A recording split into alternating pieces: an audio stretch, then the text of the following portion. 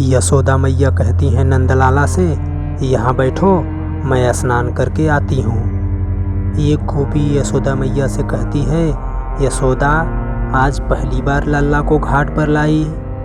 यशोदा कहती हैं, क्या करूँ, ये अब अकेला घर में छोड़ने के योग्य नहीं रह गया, जाने कौन सा तूफान मचा दे। कन्हैया हंसने लगते हैं। यशोदा कहती हैं, देख कान्हा, तू चुपचाप यहाँ बैठना, मैया स्नान करके जल्दी ही वापस आती है। अच्छा। तभी धरती फटती है और उसमें से धरती मैया निकलती हैं। कहती हैं, प्रभु अपने दासी पृथ्वी का प्रणाम स्वीकार करें। प्रभु आज पहली बार आपने अपने दिव्य चरण मेरे वक्ष पे रखे हैं। आज मैं धन्य हो गई। आज तक आप पालने में ही या अपने माता के गोद में या अथवा अपने महल में ही घूमते रहे हैं। मेरे वक्ष को तो आज पहली बार इन चरण कमलों का स्पर्श प्राप्त हुआ है। मैं धन्य हो गई प्रभु, मैं धन्य हो गई। आपने जो आज हमारे ऊपर कृपा की है प्रभु, तो आनंद के मारे समझ नहीं आ रहा है कि आपकी क्या सेवा करूं। मेरे पास तो केवल मिट्टी और कंकड़ ही है, मैं आपको और क्या भेंट करूं। कान्हा अपने स्वरूप में आके कहते हैं, हे पृथ्वी माता, पूरे विश्व में तुम जैसा क्षमाशील कोई नहीं।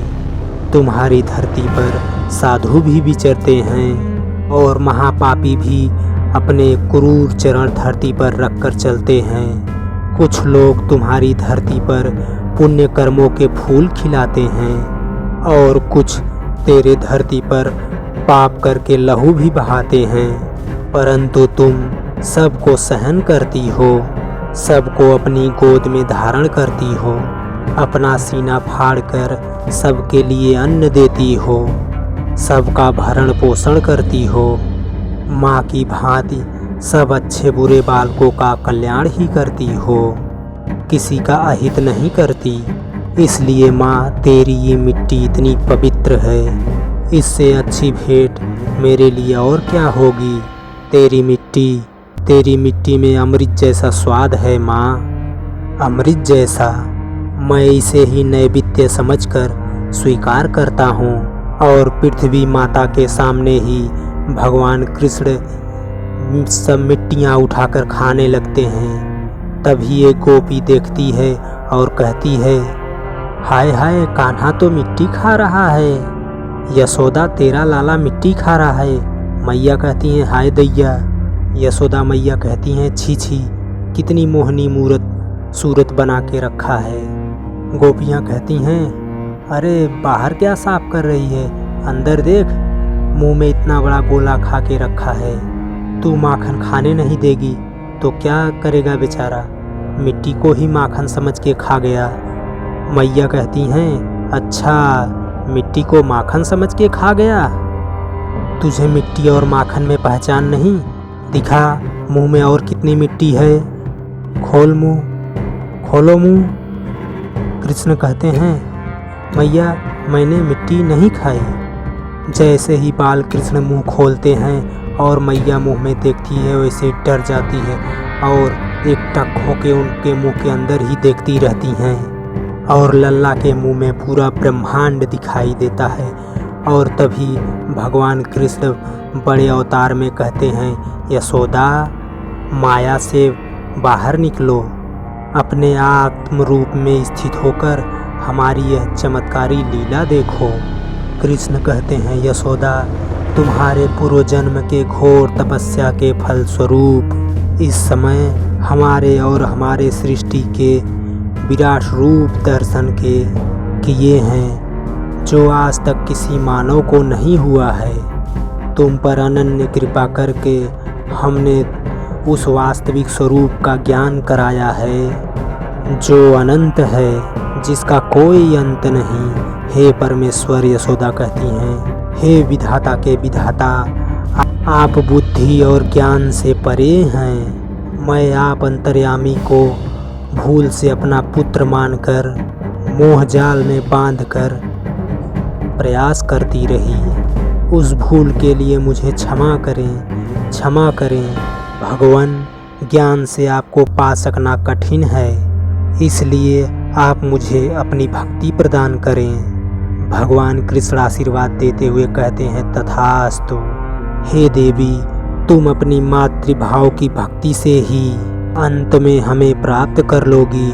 और ये माँ बेटे का खेल, ये लौकिक लीला ही तुम्हारी साधना है। इस खेल को माँ की पवित्र भावनाओं संपूर्ण खेल के साथ खेलती रहो, इसी में तुम्हारा कल्याण होगा। तभी महामाया देवी आती हैं, कहती हैं प्रभु की असीम कृपा के कारण तुम्हें जो महामाया प्राप्त हुआ है, उस पर अब मैं अपनी माया का पर्दा डालने जा रही हूँ।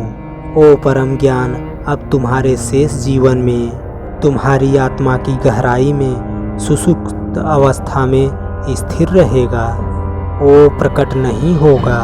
राधा और कृष्ण गोलोक से देखते हुए राधा कहती हैं, ये क्या है प्रभु, आपने ज्ञान प्रदान किया और महामाया ने उस पर पर्दा डाल दिया। उस बेचारी के साथ इस प्रकार आपकी माया क्यों खेल रही है? कृष्ण कहते हैं, राधे, माया को इतनी शक्ति नहीं कि वो हमारे भक्तों के साथ खेल सके। ये सब हमारी इच्छा से हो रहा है। राधा कहती हैं, क्यों? कृष्ण कहते हैं, देखो, कोटि जन्मों की तपस्या के कारण यशोदा को हमारी माता बन के हमारे बाल लीला का सौभाग्य प्राप्त करने का, माता के वात्सल्य का ऋण चुकाने के लिए अपनी सृष्टि का यह विराट स्वरूप जो हमने आज यशोदा मैया को दिखाया है, आज तक इस धरती के किसी मानव को नहीं दिखाया।